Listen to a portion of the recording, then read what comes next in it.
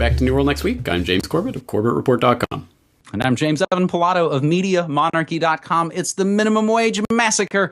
We got that story, plus some good news about the boob tube. But first, I think continuing last week's look at deep state-sponsored terror that doesn't really care about your silly little party affiliations is a good way to begin this episode 300 of New World Next Week. Mexican drug king worked for the CIA, says his son.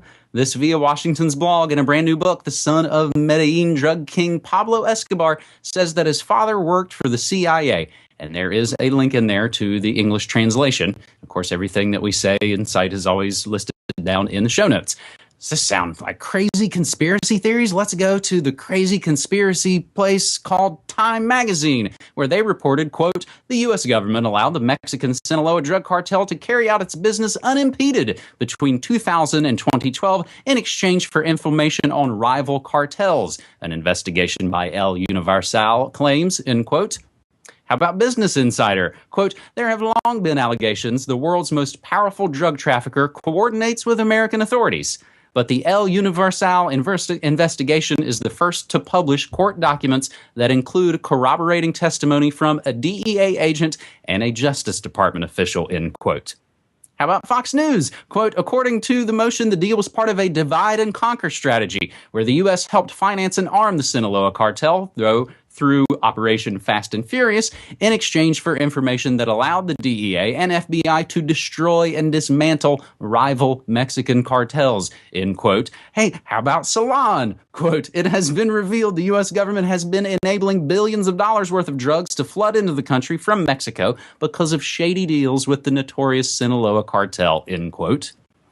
Furthermore, it's worth noting that agents for the Drug Enforcement Agency had dozens of sex parties with prostitutes hired by the drug cartels they were supposed to stop. They also got money, gifts, and weapons. Drug enforcement agents also ran New Jersey's sleaziest strip club using illegal, undocumented girls, which included a prostitution ring. And finally, even Nixon's chief policy officer, John Ehrlichman, said that the war on drugs was launched as an excuse to attack the anti-war left and blacks. So, like Gil Scott-Heron said, Haldeman, Ehrlichman, Mitchell, and Dean, it follows a pattern if you dig what I mean.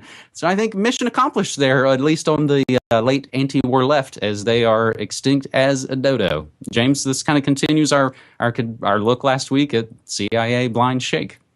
That's right, and it's a continuation of the CIA and the drug trade. I had that 2011 eye-opener report that I just recently posted up to my Corbett Report Extras channel that I hope people will check out because it contains a lot of this information, including a conversation that I conducted back in 2011 with Bill Conroy of Narco News about the case of Jesus Vicente Zambada Niebla of the Sinaloa drug cartel, who was up on charges of drug trafficking, importing tons of cocaine into the U.S. He was the logistical coordinator for the Sinaloa cartel, who pleaded in court saying, hey guys, I was working with intelligence agencies. You guys set me up.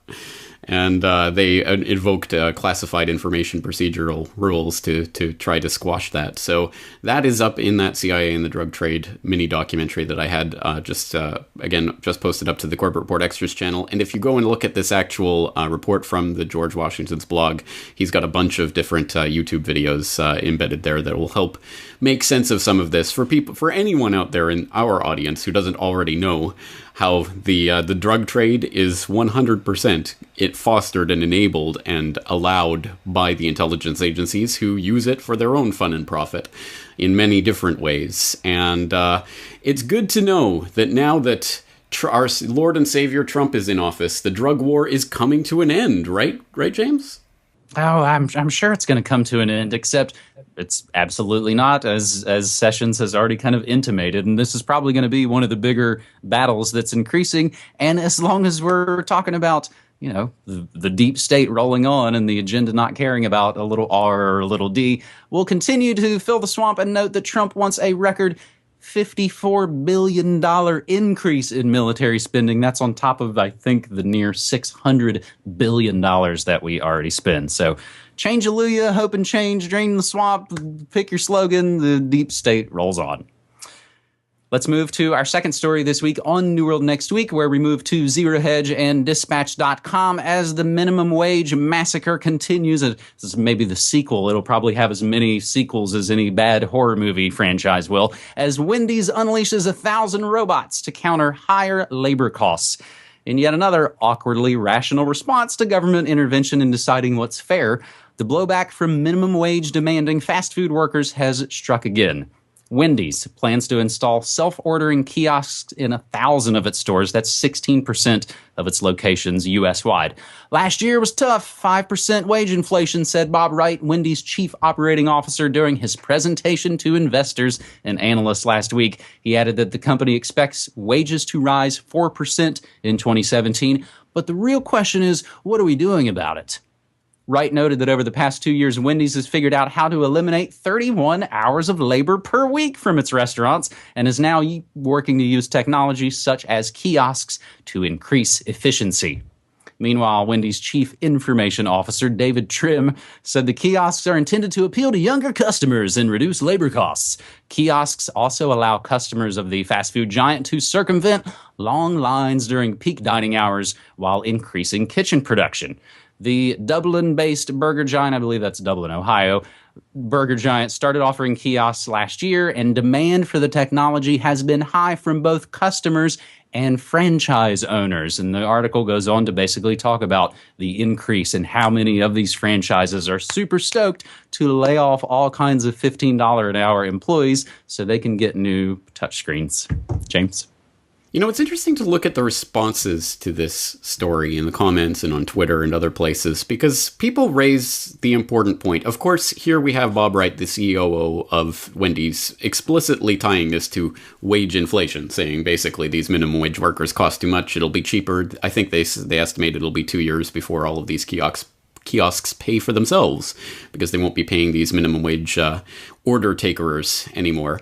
And so it's explicitly tied to that. But the point is made, and I think it's a valid one, these kiosks and this automation is happening regardless of whatever wage price these minimum wage workers are working at, whether it's $15 or $5 an hour. It's still, they're going to be doing this eventually, because in the long run, in whatever time frame, it will pay for itself. So I'm not sure that really, honestly, minimum wage, raising it higher and higher is, and expecting that will be an economic benefit to the poorest people rather than finding ways for their jobs to be eliminated, is economic pipe dreams. Why don't we just make the minimum wage $1,000 an hour? Everyone will be rich. Learn some basic economics, people. But the point is still there, that this automation is coming. And it's one of those stories where there's a deeper societal message and problem here, which is that, well, we don't want people to do silly, repetitive, robotic tasks that they hate, that has no value to them in their life.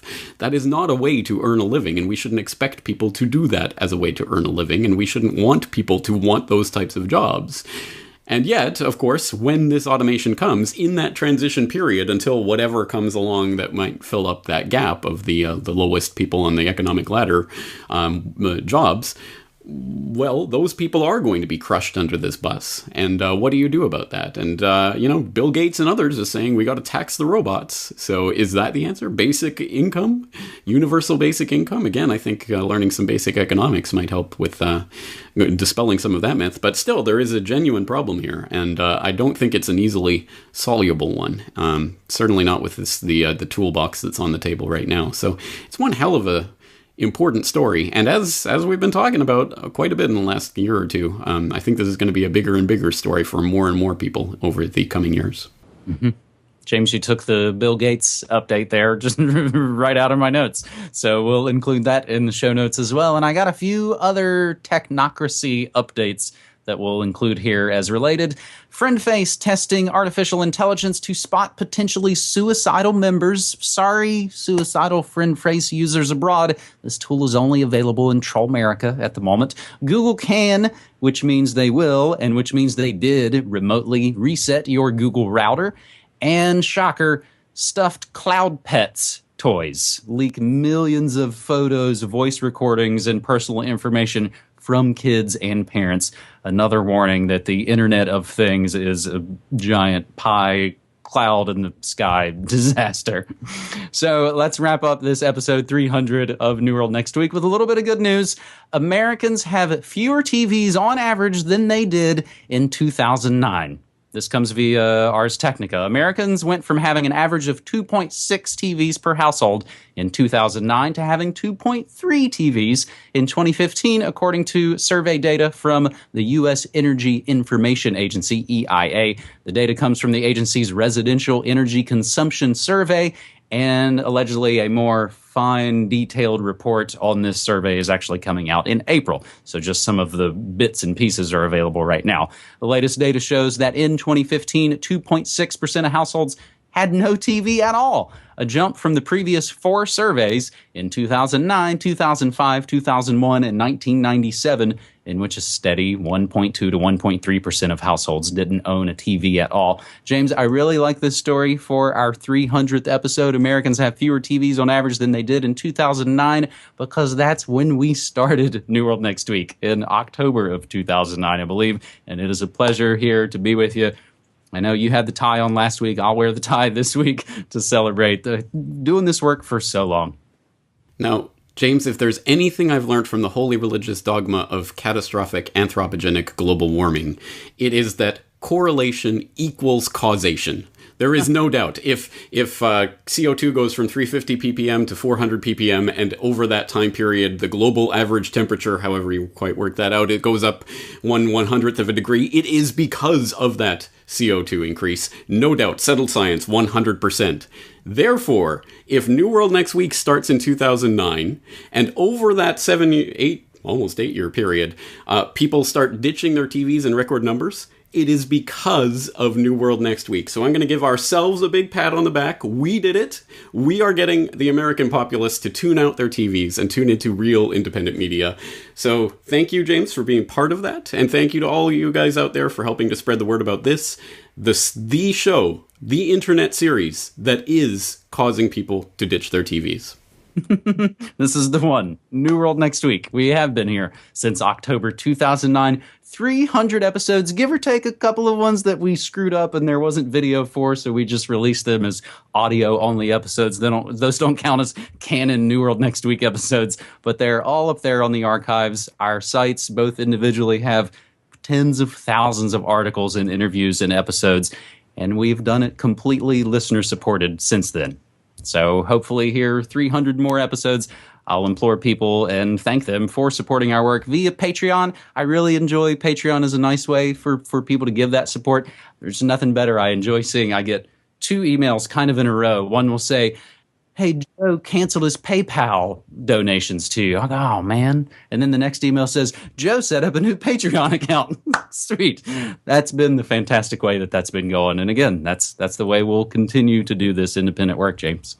We certainly will for at least 300 more, but let's make sure there's a lot of good news in there as well. So thank you again for 3 great stories. Thank you, buddy. Take care.